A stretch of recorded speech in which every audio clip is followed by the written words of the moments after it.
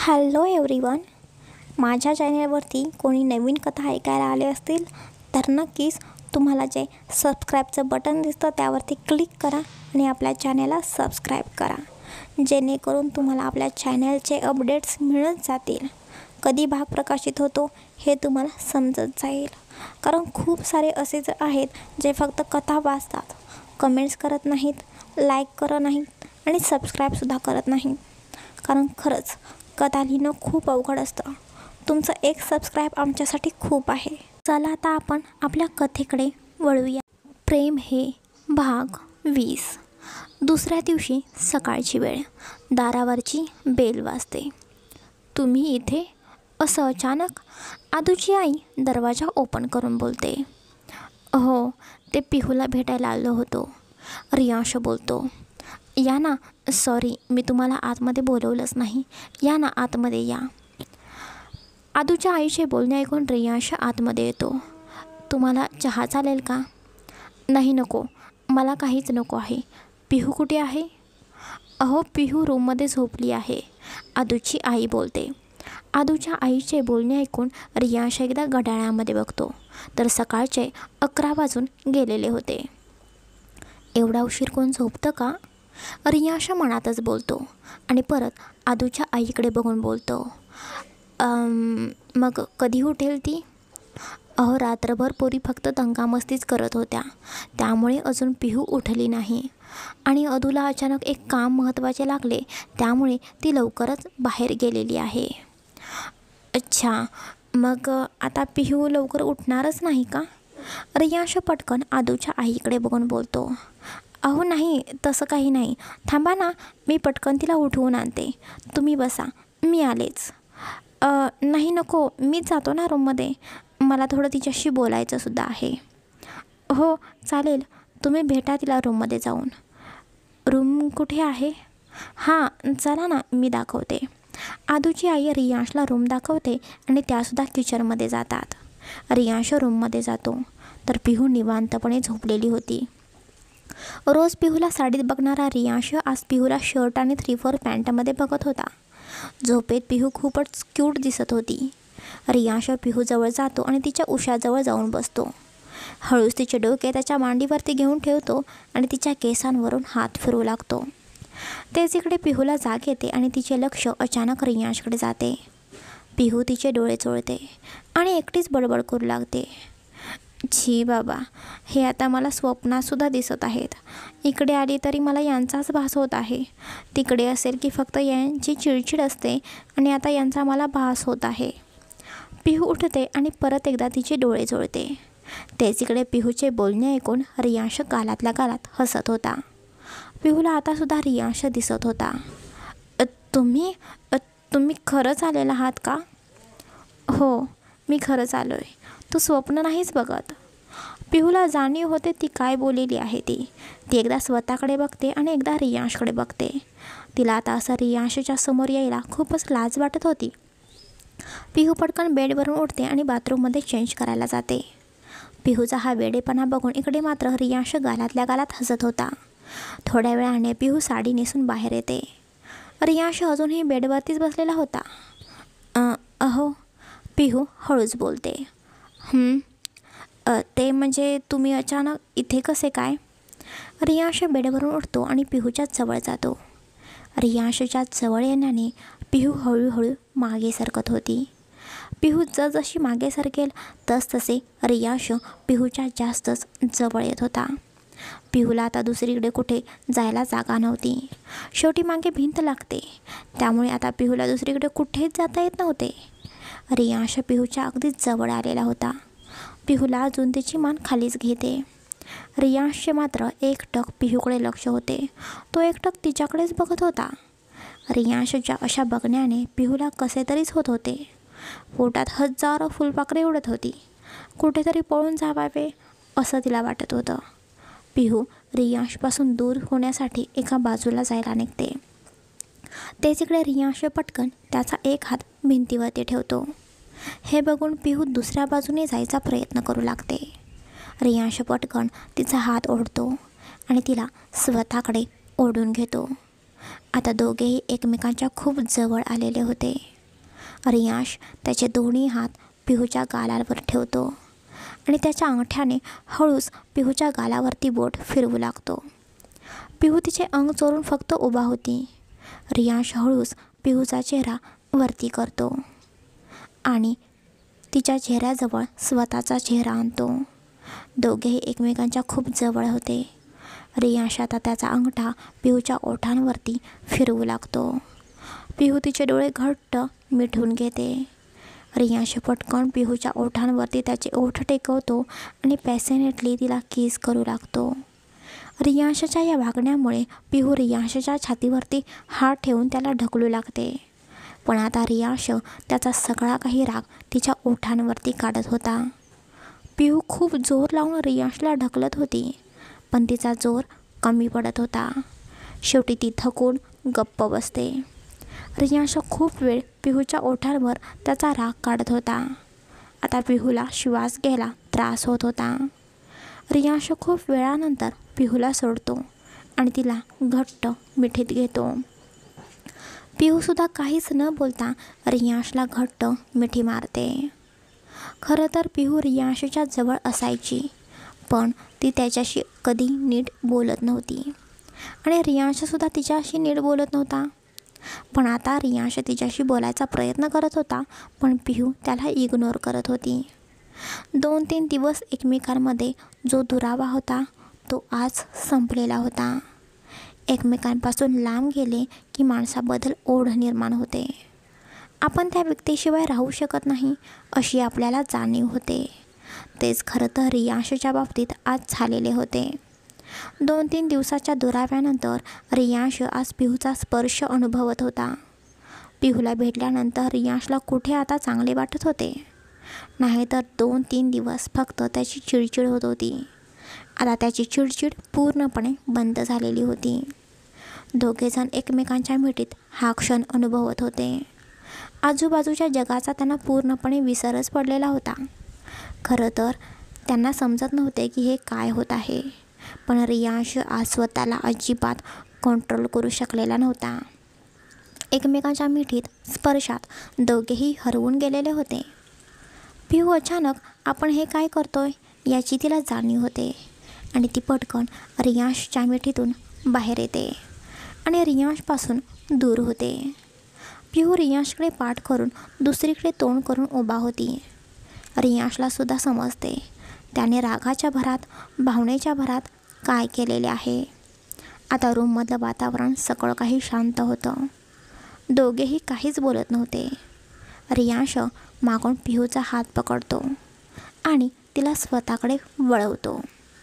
रियांशच्या या वागण्यामुळे खरं तर पिहू जामच घाबरलेली होती, पण तिलासुद्धा रियांशचा हा स्पर्श हवाहवासा वाटत होता. लाजून तिचा चेहरा अगदी लालच झालेला होता. पिहूला असं लाजलेलं बघून इकडे रियांश साहेबांची मात्र विकेटच उडालेली होती. तो पिहूचा चेहरा आणखीन ओंजळीत पकडतो आणि हळूहळू तिच्या आणखी जवळ येऊ लागतो. पिहू डोळे मिटून उभा होती. रियांश हळूहळू तिच्या जवळ येत होता. हा हवाहवासा वाटणारा स्पर्श 2 मिनिटे सुख देऊन जातो, पण आता तसा विचार करून चालणार नव्हते. पिहू रियांशमध्ये हरवली की हरवतच जात होती. ती सुखी संसाराची स्वप्न बघत होती, पण ती संसाराची स्वप्न तिची अधुरीच राहणार होती. रियांश तिला कधीच बायको म्हणून स्वीकारणार नव्हता. तू कोणाला सांगून इथे आलीस? रियांश रागात पिहूकडे बघून बोलतो. रियांशच्या आवाजाने इकडे मात्र ज्या पिहूने डोळे घट्ट मिटलेले होते तीच पिहू आता घाबरून पटकन तिचे डोळे ओपन करते. रियांशचा आता राक्षसी अवतार झालेला होता. आता त्याच्यामधला राक्षस जागा झालेला होता. काय काय काय बोलत आहात तुम्ही? पिहू घाबरत बोलते. तिला रियांश काय बोलत आहे हेच समजत नव्हतं, कारण ती आत्ताच जे काही झालं त्यामध्येच हरवून गेलेली होती. मी विचारले, तू कोणाला सांगून इथे आलीस? रियांश रागाने पिहूकडे बघत बोलतो. अहो, असं का बोलत आहात? आजींना सांगितले होते मी आणि आजींनीच खरं तर मला इथे पाठवलेले आहे. पिहू घाबरत बोलते. मला विचारलेस का तू? मला याबद्दल तू काहीतरी सांगितलेस का? मी तुझा नवरा आहे ना, तुझं तेवढं कर्तव्य आहे. तू मला न सांगता इकडे निघून आलीस. मग मी काय करायचे होते? मी तुला कुठे कुठे शोधायचे होते? नंतर मला समजले तू तुझ्या मैत्रिणीकडे आलेली आहेस. तुला माहिती आहे ना मला तुझ्या हातची कॉफी लागते, तरीसुद्धा तू इकडे निघून आलीस. रियांश रागाने पिहूकडे बघून बोलतो. तेच इकडे रियांशचे बोलणे ऐकून पिहू घाबरत बोलते. अहो म्हणजे ते मी तुम्हाला सांगणारच होते, पण खरं तर अचानक सगळं काही ठरलं ना, त्यामुळे मी तुम्हाला काही सांगू शकले नाही. पिहूचे बोलणे ऐकून रियांश थोडा हसतो आणि बोलतो, हो का? तुला तुझ्या नवऱ्याची काळजीच नाही. इकडे यायच्या आधीसुद्धा मी तुझ्याशी किती बोलायचा प्रयत्न करत होतो, पण नाही. तुला कामे असतात ना, एवढं काय किचनमध्ये काम असतं तुला? माझ्यासाठी वेळ मिळत नाही. मी दिवसभर असतो का घरी? मी दिवसभर ऑफिसमध्ये असतो ना. रात्री थोडा तुझ्यासोबत टाईम स्पेंड करावा तर तू रूममध्ये नसतेस. जेवण झाले की लगेच झोपतेस. याचा अर्थ मी का समजायचा? तू मला इग्नोर करतेस का? किती मी बोलण्याचा प्रयत्न करायचा? मला तुझ्याशी बोलायचे होते.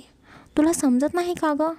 मला तुझ्याशी बोलू वाटते ते का माहिती नाही, पण मला तुझ्याशी बोलायचे असते. आणि तुला तर माझ्याबद्दल काहीच वाटत नाही. बोलण्याचा प्रयत्नसुद्धा करत नाहीस. सकाळी मी उठायच्या आधीच रूममधून तू बाहेर जातेस. कधी माझ्याकडे साधं बघतसुद्धा नाहीस. मी बाहेर गेलो की हजारो पोरी फक्त माझ्याकडे बघत असतात, माझ्या मागे मागे फिरत असतात, पण मी मात्र त्यांना अजिबात किंमत देत नाही. इथे मी तुला किंमत देतोय, पण तू मला किंमत देत नाहीस. एवढा कसला ॲटिट्यूड आहे का तुला? रियांशचे हे रागाचे बोलणे ऐकून पिहू घाबरत बोलते. अहो हे काय बोलताय तुम्ही? मला तुम्ही काय बोलताय हे खरंच काही समजत नाही. हो, कसं समजेल ना, पण एक गोष्ट तू कायम इथून पुढे लक्षात ठेव. इथून पुढे तू माझ्यासमोर, माझ्या नजरेसमोर कायम पाहिजेस. अजिबात माझ्या नजरेसमोरून हलायचे नाही, समजले का? रियांशचा हा आवाज, त्याचा तो राग बघून पिहू फक्त मानेने होकार देते. रियांश एवढ्या रागाने बोलत होता की त्यामुळे पिहूच्या डोळ्यातून आता पाणी येत होतं. ती अक्षरशः रडतच होती. रियांश आता जे काही बोलला त्यावरती खरं तर तिचा विश्वासच बसत नव्हता. कारण रियांश चक्क तिला असं काही बोलू शकतो असं तिला स्वप्नातसुद्धा वाटू शकत नव्हतं. अरे बाप रे, रियांश देशमुख माझ्यासोबत माझ्याशी बोलण्यासाठी एवढं धडपडतात, हे काय ऐकत आहे मी? पिहू स्वतःच्या मनाशीच विचार करत होती. कारण रियांशचं हे बोलणं ऐकून तिलासुद्धा आश्चर्याचा धक्का बसलेलाच होता. ती मनाशीच बोलते, देवा, मी स्वप्न तर बघत नाही ना रे. पिहू तिच्याच विचारामध्ये हरवलेली होती. तेच इकडे तिच्या चेहऱ्यावरचे एक्सप्रेशन बघून रियांश बोलतो, आणि हां, आता मी जे काही बोललो त्याचा अर्थ असा नको काढू की मला तू आवडतेस. मी तुला ॲक्सेप्ट केलेले आहे, हे कधीच होऊ शकत नाही. मी फक्त एकदा तू किडनॅप झालेली होतीस यासाठी एवढं सगळं बोललेलो आहे. झालं, साहेब बोलले. रियांशचे हे सगळं काही बोलणं ऐकून पिहू ज्या हवेत गेली होती तेवढ्याच जोरात खाली आपडते. तिला जाणीव होते, खरंच मी पण ना नको त्या माणसाकडून अपेक्षा ठेवते. हे अजिबात चेंज होऊ शकत नाहीत. पिहू मनाशी विचार करत होती तेवढ्यात रियांश बोलतो, आता काय झालं? आता काय विचार करत आहेस? लवकर बॅग भर, आपल्याला निघायचं आहे. कुठे? पिहू आश्चर्याने पटकन विचारते. कुठे म्हणजे? आपल्या घरी. रियांश नॉर्मल होत बोलतो. पण का? पिहू परत विचारते. का म्हणजे जायला नको का? नाही तसं नाही, पण मी इथे राहायला आले आहे ना. अजून 2 दिवससुद्धा मला इथं येऊन झाले नाहीत. तोपर्यंत मी कुठे येऊ? आणि आजीनेसुद्धा मला इकडे यायची परमिशन दिलेली होती. परमिशन आजीने दिली आहे, मी नाही. हो, तुम्ही बोलताय ते खरं आहे, पण आजी मला बोलले होते की मी इथं निवांतपणे राहू शकते, अगदी 2-3 आठवडे. हो, पण सकाळी आजी मला बोलली, पिहूला पटकन घरी आण, म्हणून मी इथे आलेलो आहे. म्हणजे आजींनी मला घरी बोलवलेलं आहे का? पिहू नाराज होऊन बोलते, कारण तिला वाटलं होतं की रियांश तिला न्यायला घरी आलेला आहे, पण आजींनी बोलवलेलं आहे ऐकून ती नाराज झालेली होती. तेच इकडे रियांश इकडे तिकडे बघत बोलतो, हो ती बोलत होती म्हणून मी आलेलो आहे. चल आता लवकर बॅग भर. असं कसं होऊ शकतं? आजी तर बोलल्या होत्या राहा, मग आता काय झालं असेल? पिहू बडबड करू लागते. तेच इकडे रियांश बोलतो, आय डोंट नो, माझ्याकडे इतका टाईम नाही. मी बोललो ना बॅग भर, मग पटकन बॅग भर. हो पण ते अदितीला मी बोलले होते मी इथे 2-3 आठवडे राहीन. आता तिला जर समजले मी जात आहे तर तिला वाईट वाटेल. बरोबर मैत्रिणीची काळजी आहे, पण मला काय वाटेल याची काळजी हिला बरोबर नाही. ही मात्र ना सगळ्यांचा विचार करते, फक्त माझा सोडून. हिला माझा काय प्रॉब्लेम आहे काय माहिती. पिहूचे बोलणे ऐकून रियांश मनातच विचार करतो आणि परत तिच्याकडे बघून बोलतो, हां यू आर राईट, तिला वाईट वाटेल, पण तिला तू नंतर कधी तर घरी राहायला बोलवू शकतेस. तुला तिला भेटायचे असते ना, मग तू फक्त एका दिवसांसाठी इकडे येऊ शकतेस. मला या गोष्टींमध्ये काहीही प्रॉब्लेम नाही, पण तू राहायला इथे अजिबात यायचं नाहीस. तुला एवढंच मैत्रिणीसोबत 2-3 दिवस टाईम घालवायचा असेल तर तू तिला तिकडे आपल्या घरी बोलवायचेस, समजलं? असं का? पिहू प्रश्नार्थक नजरेने रियांशकडे बघून बोलते, मी बोललो ना मग तसंच करायचं, समजलं? मला फालतू प्रश्न विचारायचे नाहीत. आणि तुला समजते का गं, तुझ्या जीवाला धोका आहे, तरीसुद्धा तू मला न सांगता इकडे आलीस. मी काय समजायचे होते? कुठे गेलेली होतीस तू? एकदा किडनॅप झाली आहेस, अजूनसुद्धा त्या लोकांचा आपल्याला शोध लागलेला नाही. तोपर्यंतच का तुझ्या जीवाची तू एवढी रिस्क घेत आहेस? आपल्या घरी खरं तर तू एकदम सेफ आहेस, त्यामुळे प्लीज मला न सांगता तू कुठेही जायचं नाहीस, समजलं का? रियांश पिहूकडे बघून रागाने बोलतो. तेच इकडे पिहू फक्त मानेने होकार देते. तिला पुढे काय बोलावे तेच समजत नव्हते. नक्की रियांश तिची काळजी घेतो की नक्की तो चिडचिड करतो, यामध्येच ती कन्फ्यूज होती. पिहूला परत विचार करताना बघून रियांश तिच्याकडे रागाने बघून बोलतो, आवर ना पटकन, बॅग भर. रियांश रागात बोलतो. खरं तर रियांशला सुद्धा समजलेले होते की पिहू आता चिडचिड करत आहे. तेच इकडे पिहू चिडचिड करतच बोलते, हे काय, यांची कायमच माझ्यावरती दादागिरी असते. हे ना असेच करत असतात, मला नाही आवडत. कायम स्वतःचंच खरं करत असतात, कधीच हे दुसऱ्यांचा विचार करत नाहीत. पिहूची बडबड सुरू होते, पण रियांशला तिचे बोलणे अगदी सहजपणे ऐकू येत होते. पिहू बॅग भरता भरता बडबड करत होती. पिहूची ही बडबड ऐकून रियांश हळूवारपणे तिच्या जवळ येतो आणि तिच्या हाताला पकडून तिला स्वतःकडे वळवतो. रियांशने असं अचानक केल्यावर पिहूची बडबड बंद होते. रियांश त्याचे बोट पिहूच्या तोंडावरती ठेवतो. बास, किती बोलशील? आता अजिबात बोलायचं नाही, नाहीतर काय होईल माहिती आहे ना तुला?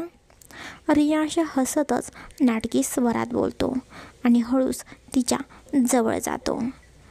मगाशी काय झाले आहे आठवतंय ना? तसं परत पाहिजे असेल तर सांग.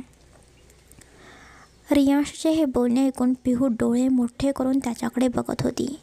रियांशचे हे बोलणे ऐकून पिहूला मगाशी रियांशने जो किस केलेला होता तो आठवतो. पिहूला लाजसुद्धा वाटत होती. अहो, पिहू कसं तरी नाराज होऊन बोलते. रियांश हसतच बोलतो, ते सोडा ना. पिहू त्याच्या मिठीतून बाहेर येण्याचा प्रयत्न करत होती. तेच इकडे रियांश पिहूमध्ये हरवून गेलेला होता. तो तिच्या डोळ्यामध्ये बघतच बोलतो, का? ते सोडा ना. अहो, बॅग पण भरायची आहे ना. पिहूचं बोलणं ऐकून रियांश भानावरती येतो आणि बोलतो, बरं. रियांश एवढं बोलून पिहूपासून बाजूला होतो. पिहू पटकन तिची बॅग भरते आणि दोघेही खाली येतात. अदितीसुद्धा तिचे काम करून घरी आलेली होती. रियांशला घरी आलेल्या बघून अदिती आनंदाने रियांशकडे बघते आणि बोलते, तुम्ही कधी आला जिजू? खूप वेळ झाला. तू घरात नव्हतीस ना? रियांश बोलतो. हां हो, मी एक माझं महत्त्वाचं काम होतं म्हणून बाहेर गेले होते. अदिती बोलत होती तेवढ्यात तिचे लक्ष पिहूकडे जाते आणि अदिती पटकन बोलते, आणि हे काय पिहू, बॅग घेऊन कुठे निघालीस? पिहू काही बोलत होती तेवढ्यात रियांश पटकन बोलतो, आजीने तिला घरी बोलवलेलं आहे म्हणून मी तिला घ्यायला आलो आहे. असं कसं होऊ शकतं? पिहू अजून 2 दिवस झालंसुद्धा इथे आली नाही. तुला येऊन लगेच, आणि तू लगेचच निघालीस? अदिती नाराज होऊन बोलते. तेच रियांश पटकन बोलतो, येस आय नो, पण तू पाहिजे तेव्हा पिहूला भेटायला येऊ शकतेस, नो प्रॉब्लेम. पिहू जाणार म्हणून खरं तर अदितीसुद्धा खूप नाराज झालेली होती. तिला नाराज झालेलं बघून पिहू बोलते, आदू नको ना नाराज होऊ, मी परत कधीतरी तुला नक्कीच भेटायला येईन आणि तुला पाहिजे तेव्हा तूसुद्धा मला आमच्या घरी भेटायला येऊ शकतेस. ओके, आता काय बोलणार मी, आजींनी बोलवलेलं आहे मग तुला तर गेलंच पाहिजे, आदू नाराज होऊन बोलते. तेच इकडे आदूचे बाबा बोलतात, रियांशराव, तुम्ही एवढे आज पहिल्यांदा घरी आलेला आहात, मग काहीच न खाताच आलेला आहात, काहीतरी खाऊन जावा ना. नाही नको, मी घरूनच ब्रेकफास्ट करून आलेलो आहे. आता मला उशीर होत आहे. पिहूला घरी सोडून मला ऑफिसलासुद्धा जायचं आहे. रियांश बोलतो. खरं तर त्यालासुद्धा कधी एकदा तिथून बाहेर पडतोय असं झालेलं होतं, कारण त्याला पिहूसोबत टाईम घालवायचा होता. तेच रियांशचे बोलणे ऐकून इकडे आदूचे बाबा बोलतात, ओके ठीक आहे, पण नंतर कधी याल तेव्हा जेवायलाच या, आम्हालासुद्धा आमच्या जावयाचे लाड करायचे आहेत. अदितीच्या आईचे बोलणे ऐकून रियांश बोलतो, हो नक्कीच मी येईन. तेच रियांशचे बोलणे ऐकून पिहू आश्चर्याने रियांशकडे बघत होती. रियांश असं काही बोलेल याची तिला अजिबात कल्पना नव्हती. तिला आजकाल रियांशचं वागणं अगदी वेगळंच वाटत होतं. तेच रियांश आणि पिहू निघायच्या आधी आदूच्या आईवडिलांच्या पाया पडतात. अष्टपुत्र सौभाग्यवती भव, लवकर आम्हाला आजी आजोबा करा. आदूची आई बोलते. आदूच्या आईचा हा आशीर्वाद ऐकून इकडे मात्र पिहू आश्चर्याने एकदा रियांशकडे तर एकदा त्या दोघांकडे बघत होती. अदितीच्या आईचे बोलणे ऐकून रियांश आणि पिहू एकमेकांकडे बघतात. इकडे आदू डोक्यावरती हात मारून घेते आणि बोलते, आईला पण हाच आशीर्वाद द्यायचा होता का? आधीच या दोघांचं काही नीट नाही, त्यात अष्टपुत्र कुठून आणायचे? पिहूला रियांशकडे बघत मनातच बोलते, झाले, काकूंनी असा आशीर्वाद दिला की आता यांच्यातला राक्षसी अवतार जागा होणार. आधीच या माणसाला राग कमी आहे का, आणि आता आणखीनच हा राक्षस चिडेल. तेच इकडे मात्र रियांशच्या चेहऱ्यावरती कसलेही हावभाव नव्हते. तो अगदी नॉर्मल वाटत होता. रियांश हसतच पिहूकडे बघतो आणि बोलतो, निघायचे का आपण? रियांशचं असं रूप बघून पिहूला एकावरती एक धक्केच मिळत होते. तीसुद्धा हसत कसं तरी बोलते, हां निघूया. जायच्या अगोदर पिहू आदूला एकदा घट्ट मिठी मारते. दोघीही आज खूप इमोशनल झालेल्या होत्या. खरं तर पिहू घरी राहायला आली म्हणून आदू खूप खुश झालेली होती. त्यात पिहूने सांगितलेले होते, मी 3-4 दिवस तर इथे आहे. त्यामुळे आदूने खूप काही प्लॅनिंग केलेले होते. पण आता अचानक पिहू जाणार म्हणून आदू खूप नाराज झालेली होती. पण तरीही त्या दोघीही भावना कंट्रोल करतात आणि एकमेकींपासून बाजूला होतात. रियांश आणि पिहू दोघेही घरच्यांचा निरोप घेतात आणि बाहेर येतात. दोघेही गाडीमध्ये बसतात. पिहू मात्र शांत होती. रियांश गाडीमध्ये सारखा पिहूला बघत होता, पण पिहूचे मात्र रियांशकडे अजिबात लक्ष नव्हते. वाऱ्याने पिहूचे केस उडत होते. खिडकीतून येणाऱ्या थोड्याशा उन्हाच्या किरणाने तिच्या चेहऱ्यावर एक वेगळ्याच प्रकारची चमक आलेली होती. रियांश पिहूचे हे रूप बघून तिला बघण्यामध्ये जास्तच हरवून गेलेला होता. काही वेळानंतर पिहूला समजते की हा घरी जायचा रस्ता नाही. हे काय? हा तर घरी जायचा रस्ता नाही. आपण कुठे जात आहोत? पिहू थोडं घाबरूनच रियांशकडे बघून विचारते. समजेल तुला, थोडा वेळ थांब. रियांश फक्त इतकंच बोलतो. अनोळखी रस्ता होता. तिला समजत नव्हते नक्की रियांश तिला कुठे घेऊन जात आहे. पिहू परत विचारते. आपण घरी जात होतो ना? तुम्हाला तर ऑफिसला जायचे होते आणि आता आपण कुठे जात आहोत? प्लीज मला सांगाल का? मी एकदा बोललो ना समजेल थोड्या वेळाने. मग थोडा वेळ तू शांत बसू शकत नाहीस का? रियांश थोड्या रागानेच पिहूकडे बघून बोलतो.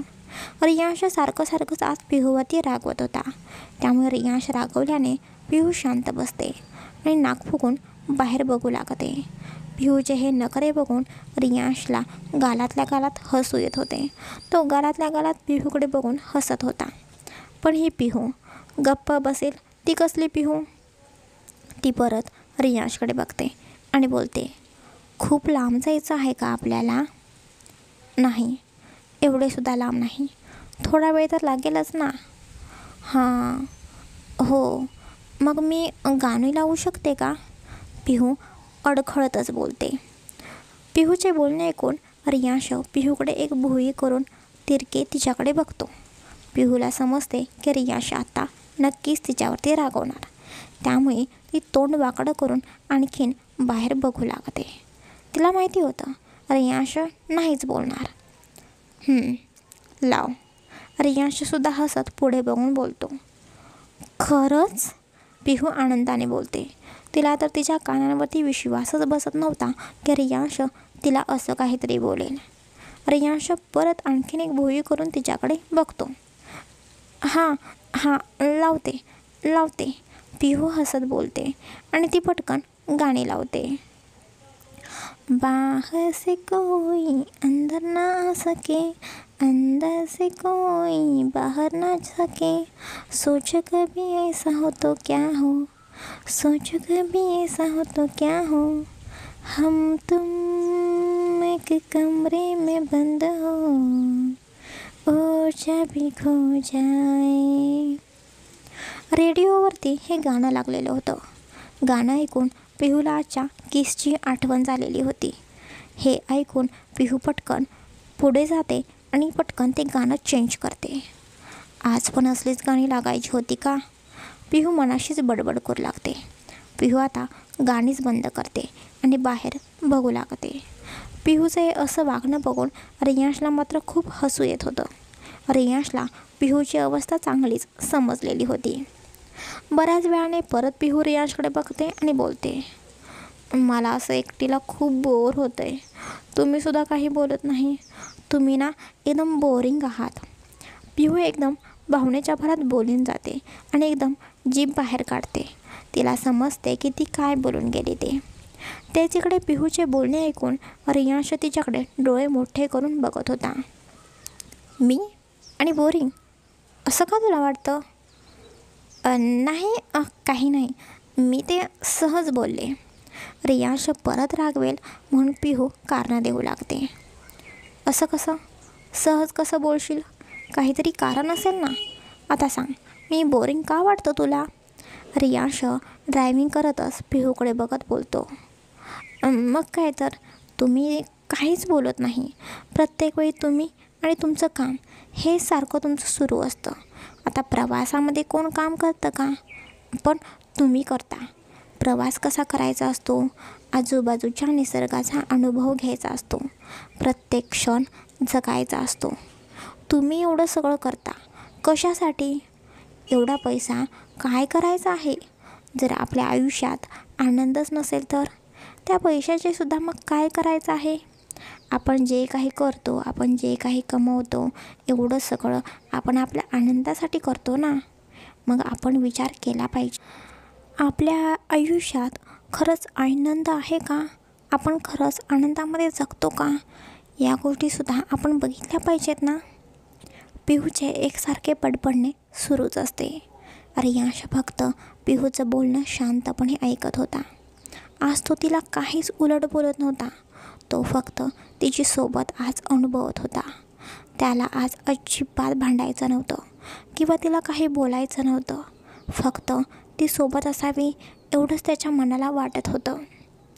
बघा, आता मी एकटीच बडबड करत आहे, तुम्ही काहीच बोलत नाही, म्हणून मी म्हणते तुम्ही ना खरंच खूप बोरिंग आहात. अरे यार, तू जरासुद्धा गप्प बसू शकत नाहीस का? सारखे काय बडबड करतेस? तुझं तोंड नाही का गं दुखत? रियांश पिहूकडे बघून बोलतो. मग तुम्हीच बोलला ना मी का बोरिंग आहे ते सांग. मग तेच मी तुम्हाला सांगत होते. तुम्हीच बोलता बोल आणि तुम्ही दुसऱ्या बाजूने माझ्यावरती ओरडता. मग मी करायचं तरी नक्की काय? इकडे आड आणि तिकडे वीर. पिहू एकसारखे बडबड करत होती. पिहूचं हे बडबडणं बघून रियांश बोलतो, बर बाई, माझं चुकलं, पण आता खरंच गप्प बस. रियांशचा राग बघून पिहू गप्प बसते आणि परत बाहेर बघू लागते. त्यानंतर दोघेजण बऱ्याच वेळ थोडे शांतच होते. रियांशचंसुद्धा आधीमध्ये पिहूकडे बघणं सुरूच होतं. बऱ्याच वेळाने गाडी थांबते. उतर, आले आपले ठिकाण. रियांश त्याचा सीट बेल्ट काढून बोलतो. हे काय, आपण कुठे आलेलो आहोत? पिहू आजूबाजूला बघून बोलते. किती प्रश्न विचारशील तू? थोडा वेळसुद्धा तू शांत बसू शकत नाहीस का? गाडीत बसल्यापासून तुझी फक्त बडबड सुरू आहे. शेवटी ओरडलाच रियांश. मॅडमांना पण ना त्याशिवाय जमतच नव्हते. काहीतरी करणार आणि नेहमी ओरडा खाणार. पिहूची ही आता सवयच झालेली होती.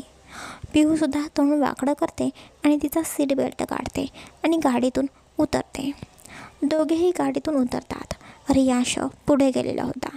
पिहूसुद्धा रियांशच्या पाठीमागे आलेली होती. ते दोघेही एका वेगळ्याच ठिकाणी आलेले होते. आजूबाजूला फक्त डोंगर दिसत होता. खरं तर रियांश तिला एका टेकडीवर घेऊन आलेला होता. त्या टेकडीवरून ते पूर्ण शहर खूपच सुंदर दिसत होतं. तिथे पूर्णपणे आजूबाजूला शांतता होती. त्या टेकडीवर खूप सारी बाकडीसुद्धा बसायला ठेवलेली होती. तिथे बरीच माणसं फक्त बसायला येत होती. त्या टेकडीपासून खाली काहीतरी खायचे स्टॉल लावलेले होते. हे काय, आपण इथे का आलेलो आहोत? पिहू प्रश्नार्थक नजरेने रियांशकडे बघून विचारते. सांगतो, सगळं सांगतो. आपण तिथे जाऊन बसूया का? हो चालेल, बसूया ना, पिहू बोलते. पिहूचे बोलणे ऐकून रियांश पिहूला एका ठिकाणी घेऊन येतो. त्या टेकडीवर खूप सारी बाकडी ठेवलेली होती आणि त्याच एका बाकड्यावरती रियांश आणि पिहू दोघेही बसतात. आजूबाजूला खूप झाडं असल्यामुळे तिथे सावली पडलेली होती आणि दुपारची वेळ असल्यामुळे आजूबाजूला खूपच शांतता वाटत होती. आता इथे जास्त माणसं अजिबातच नव्हती. त्यामुळे दोघेही तिथे शांतपणे बसतात. पण दोघांच्यातले कोणीच काही बोलत नव्हते. पिहू आज पहिल्यांदाच इथे आलेली होती. त्यामुळे पिहू आजूबाजूचा परिसर, निसर्ग बघण्यात हरवलेली होती. तिला हे खूपच आवडलेलं होतं. आजपर्यंत तिने कधीच असं बघितलेलं नव्हतं. तेच इकडे दोघेही थोडा वेळ शांत बसल्यानंतर रियांशच बोलायला सुरुवात करतो. तो समोरच बघत बोलतो. मी नेहमी इथे येत असतो. मला हे ठिकाण खूप आवडतं. प्रत्येक ठिकाणी गेले की आजूबाजूला खूप माणसांची वर्दळ असते, दंगा असतो. त्या भरलेल्या जगात राहायला काही वेळेला नकोसं वाटतं. पण त्या ठिकाणी आले की कोणीच नसते, फक्त शांतता असते. इथं आलो की मी माझे सगळे काही टेन्शन पूर्णपणे घालवतो. एक मनाला वेगळीच शांतता मिळते. म्हणून मी माझी ही स्पेशल फेवरेट जागा ठरवलेली आहे. ही माझी अगदी स्पेशल फेवरेट जागाच आहे आणि आज मी तुला या माझ्या स्पेशल फेवरेट ठिकाणी घेऊन आलेलो आहे. पिहू रियांशचं शांतपणे बोलणं ऐकत होती. तिलासुद्धा हे खूप आवडलेलं होतं. त्यामुळे तीसुद्धा हसत रियांशकडे बघते आणि बोलते. हो, खरंच खूप छान आहे ही जागा. मलासुद्धा खूप आवडली. किती छान नजारा दिसतो ना. असं वाटतं या टेकडीवरच घर करून राहावे. पिहूचं बोलणं ऐकून रियांश थोडासा हसतो आणि बोलतो. मला माहिती होतं तुलासुद्धा ही जागा आवडेल, म्हणूनच इथे मी तुला घेऊन आलो. रियांशचं बोलणं ऐकून पिहूसुद्धा हसते आणि बोलते, हो, खरंच खूप छान आहे. त्यानंतर दोघेजण आणखीन शांत बसतात. आणखीन थोड्या वेळाने रियांश हळूच पिहूचा एक हात त्याच्या हातामध्ये घेतो. तुला एक विचारू? हां, विचारा ना, पिहू अडखळत बोलते. तू मला इग्नोर का करत होतीस? रियांश पिहूच्या डोळ्यामध्ये बघत बोलतो. मी का तुम्हाला इग्नोर करेन? नाही, तसं काही नाही. मी रियांश देशमुख आहे. मला सगळे अगदी बरोबर समजते. सांग, काय झाले आहे? अहो, खरंच काही नाही झालं. फक्त जे नाते नाही त्याबद्दल काहीच आपण आशा नाही ना ठेवू शकत. त्याबद्दल स्वप्ने बघणे चुकीचं आहे ना. तेच मी करते. त्यापासून मी लांब जात आहे. आजपर्यंत माझ्या आयुष्यात कोणतीच व्यक्ती माझ्याजवळ आयुष्यभरासाठी राहिली नाही. देवाने माझ्या सगळ्या आवडत्या व्यक्तींना माझ्यापासून दूर केलं. कदाचित हेच माझं नशीब असेल. आणि तुम्हीसुद्धा मला बोलला होता, तुम्ही मला कधीच तुमची बायको म्हणून ॲक्सेप्ट करणार नाही. मग मला सांगा, मी कोणत्या हक्काने तुमच्याशी काही बोलायचे? कोणत्या हक्काने मी तुमच्याकडे टाईम द्या असं म्हणायचं? एकदा माणसाची सवय झाली ना की त्या माणसापासून लांब जाणं खरंच खूप अवघड जातं. मी खरंच या सगळ्या काही गोष्टी लहानपणापासून अनुभवलेल्या आहेत. माझ्या आयुष्यातून खूप माणसे माझ्यापासून दूर झाली, अगदी कायमची. बोलताना पिहूच्या डोळ्यात पाणी आलेलं होतं, पण तरीही ती तिच्या भावना कंट्रोल करण्याचा प्रयत्न करत होती.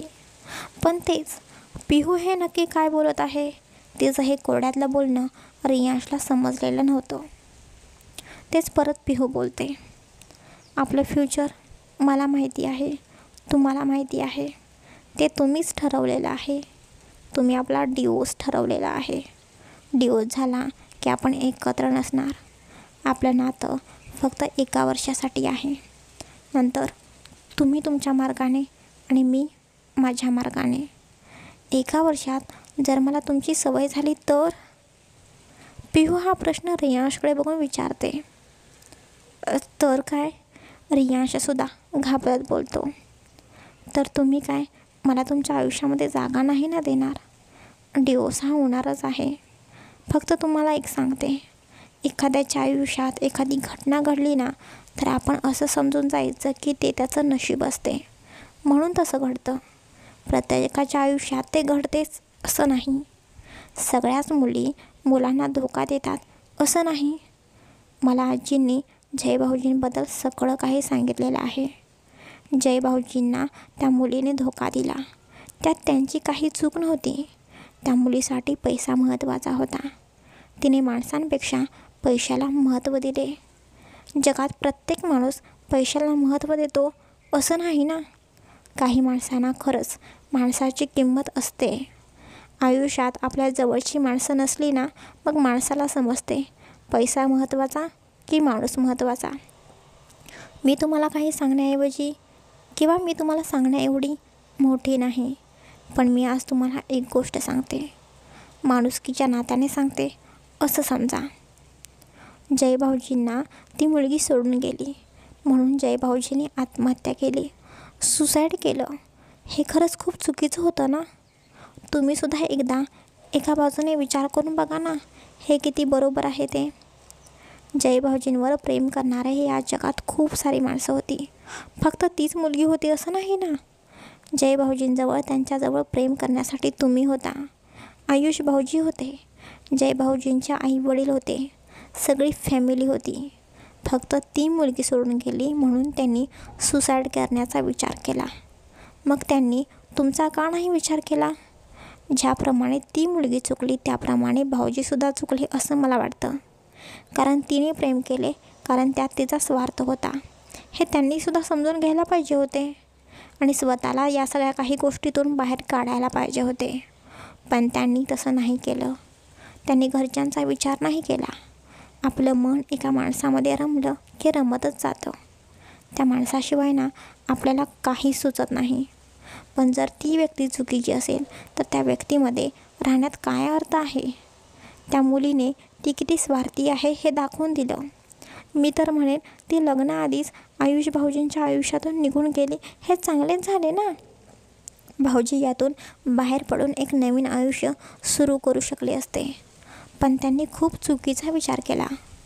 तुम्हाला फक्त त्या मुलीची चूक दिसते, पण भाऊजींनी कसा चुकीचा विचार केला हे तुम्हाला नाही दिसत.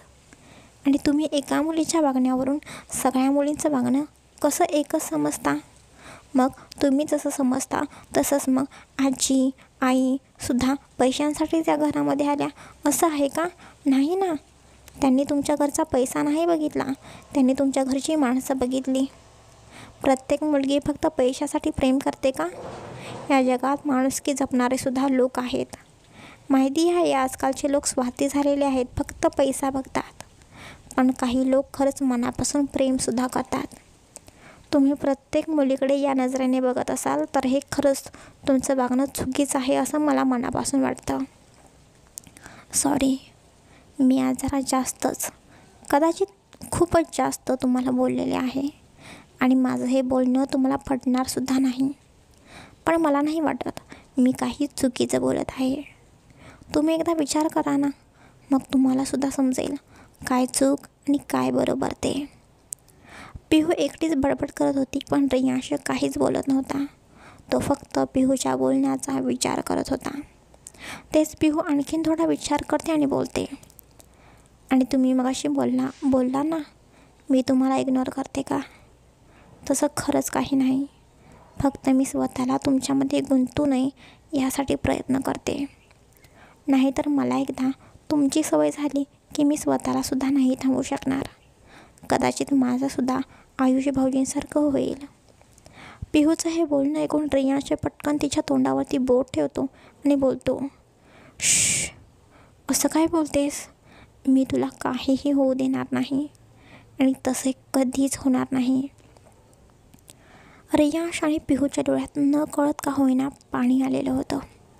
दोघेही या क्षणाला खूपच इमोशनल झालेले होते. दोघेही एकमेकांचे डोळ्यात बघून एकमेकांच्या मनातल्या फिलिंग जाणून घेण्याचा प्रयत्न करत होते. कुठेतरी त्याला तिच्या डोळ्यामध्ये खूपच वेदना दिसत होत्या. पिहू पटकन दुसरीकडे नजर फिरवते.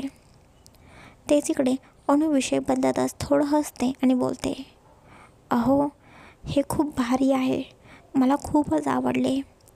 पिहू बोलतच हळूहळू पुढे चालत जात होती आणि तो आजूबाजूचा नजारा बघत होती. पण रियांश तिथेच बसलेला होता. तो पाठमाऱ्या पिहूकडे बघत होता. पिहूच्या बोलण्याचा तो अजूनही विचार करत होता. तेच इकडे पिहू बोलत पुढे जात होती आणि पिहूला अचानक एक फुलपाखरू दिसते आणि पिहू त्या फुलपाखराच्या मागे मागे जाऊ लागते आणि अचानक तिचा पाय घसरतो. अहो, पिहू जोरात ओरडते. पिहूच्या आवाजाने रियांश भानावरती येतो. त्यालासुद्धा काहीतरी पडलेला आवाज ऐकू येतो. पिहू! रियांश जोरात ओरडतो आणि तोसुद्धा पळत जातो. चला गाईज, आजचा हा भाग कसा वाटला नक्की भरभरून कमेंट्स करून सांगा. आज आपल्या पार्टमध्ये रियांश आणि पिहू थोडे तरी जवळ आलेले आहेत हे दिसलं. आपल्या चॅनलला सबस्क्राईब करताय ना? नक्कीच सबस्क्राईब करा. पुढचा भाग उद्या प्रकाशित होईल. Bye bye, take care.